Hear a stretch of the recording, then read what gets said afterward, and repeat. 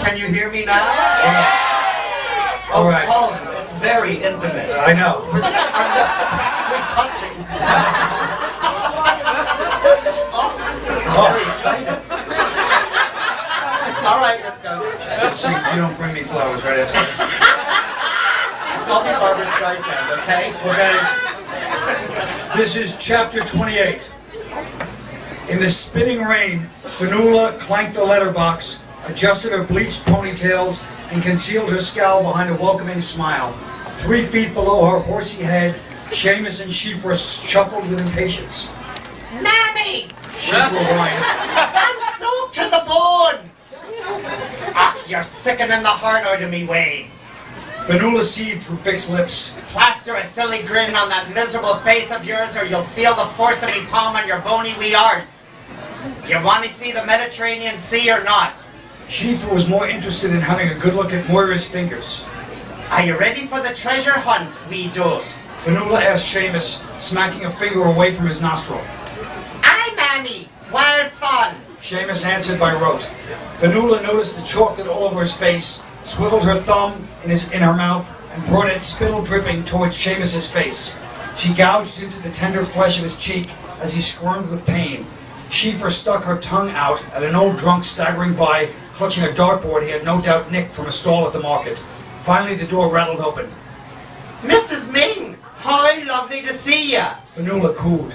Mrs. Ming regarded the woman at her door with alarm. Fionnuala Flood! What on God's green earth brings you here to me home? She asked, one hand snaking to the neck of her bathrobe in fear, the other reaching to slam shut the door. But Fionnuala had already barged into the foyer, trailing the children in with her and unraveling her bulky cardigan. I'm your new osteocare provider. Fionnuala recited, the words ringing false to her own ears. Mrs. Ming, as well, seemed to have difficulty comprehending the meaning of the sentence. Where's Neve? She asked. Laid up and out in the Galvin. Don't you worry yourself about her. I've all the makings of a grand and lovely visit. Fionnuala rattled on as she dragged the befuddled pensioner into her sitting room and planted her on the settee. She reached into her Celine Dion Titanic satchel, swinging from her shoulder. I've rosaries if you want to play. Pray, sorry. A mahjong set.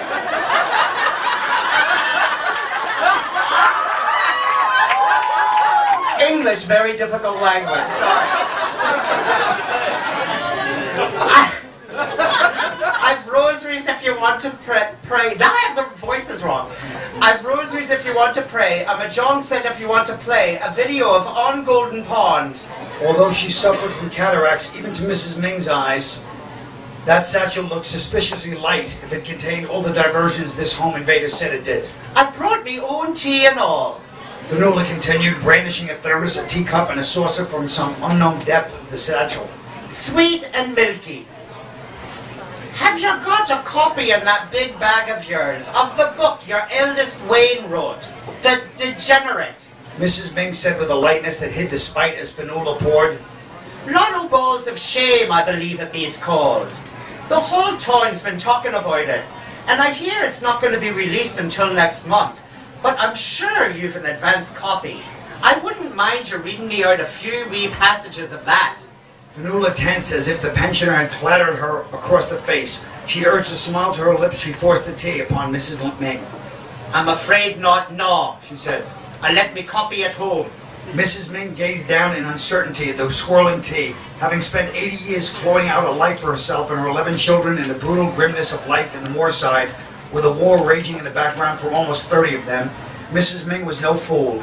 Although Fionnuala now had Flood as a surname, Mrs. Ming was only too aware the tea had been made by the lone girl in the notorious Haggerty clan from Craigan Heights, and that the daughter of deceit had married up to a less violent family.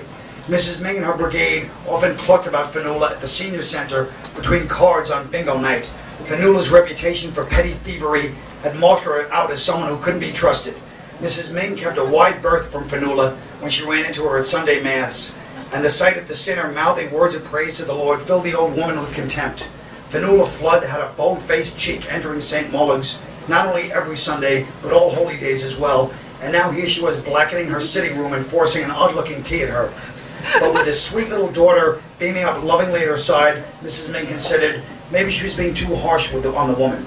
Surely the little girl couldn't be that good of an actress at such an early age, and the younger child was behaving herself, causing her cat grief to be sure, but didn't her own grandchildren do that? Perhaps she should reconsider and show some decent Christian compassion and a bit of faith that Fionnuala had somehow changed. Stranger things had happened, for example, the Troubles ending and the British paratroopers pulling out and leaving the town in peace. Yes, Mrs. Ming thought with a decisive nod of her head, people could change. She grabbed the saucer and took a sip of the steaming tea. As the barbiturates took effect, Mrs. Ming's head bobbled and finally she nodded off.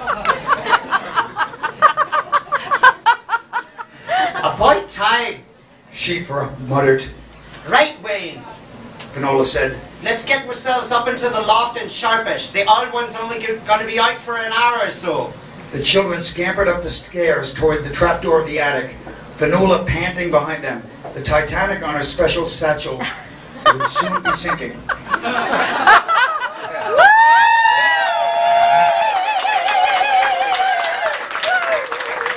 Should we do another?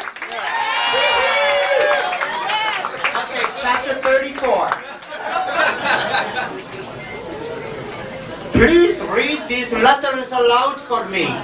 Derry's most overworked optician said. Podrick stewed in the chair.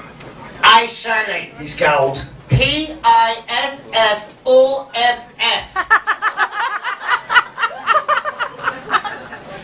Come. Dr. Chattopadhyay chided. Look at the chart and tell me what you see. I see I'm not going to wear specs. Podrick's little fist beat upon the optician's white coat. Dr. Chattopadhyay took a step back so the boy was left punching air. The optician calmly polished his pupilometer.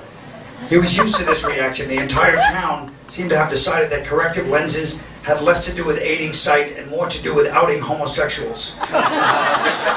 Years in the future, the optician suspected, when his youthful patients were bigger and stronger, they would probably thank him for his help to see the world by attacking him with a sharpened screwdriver and snatching his wallet when he was a dottery pensioner.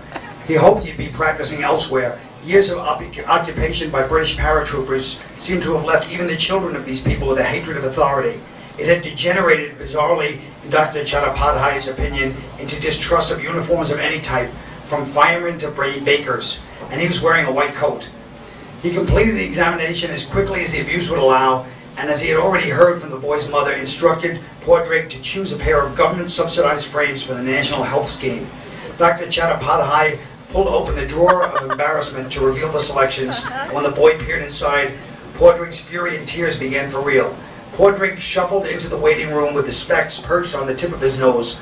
Fionnuala threw back her head and roared with bawdy laughter. Look at your brawler! She urged Schiffer and Seamus. A right gag he looks, an arse bandit puffed her! Point at him, yous! Point at him and laugh at your brawler! Och! Podrick's fist curled. Specky four eyes, specky four eyes! His mother sang in a taunt, grabbing the younger children's arms so they could dance around him Ria Rosie style. Schiffer and Seamus were reluctant to join in the fun, letting the horrified receptionist know of their shame with their eyes. Spoil sports, party poopers. Every party needs a pooper, that's why we've invited yous. Och, yous is miserable, so yous is. No sense of fun.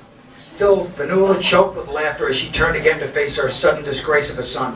Soon you're going to be prancing round town dressed in pink, with your nose buried inside the pages of a flimming book. Oh, ha, ha, ha, ha. Oh, me stomach. Aye. Podrick seethed. And me first choice will be lotto balls of shame. For once he could see his mother's hand whipping through the air towards him. Smack! Schiffer, Seamus, and the receptionist flinched. Never utter them filthy words again, you vile cunt! Fionnuala had swiftly sobered. And I can't understand the abuse flying in me direction. It was your daddy insisted I drag you down here. He wouldn't take no for an answer, so blame him for the road of misery your life's about to take. Fanula Grant glanced at the clock on the wall, collected her Celine Dion satchel, and thrust Cheaper's Powerpuff Girls bag into the girl's fingers. She inspected poor Drake with a sorrowful shake of the head. Oh, come scunder, pure red in the face to be seen on the street with you. But I need every pair of hands available for to shift all the gear. We're to clear out of that old Mrs. Gee's loft. Is your hands big enough? Or should we stop by the market and get a frilly wee handbag for you? Tee hee hee!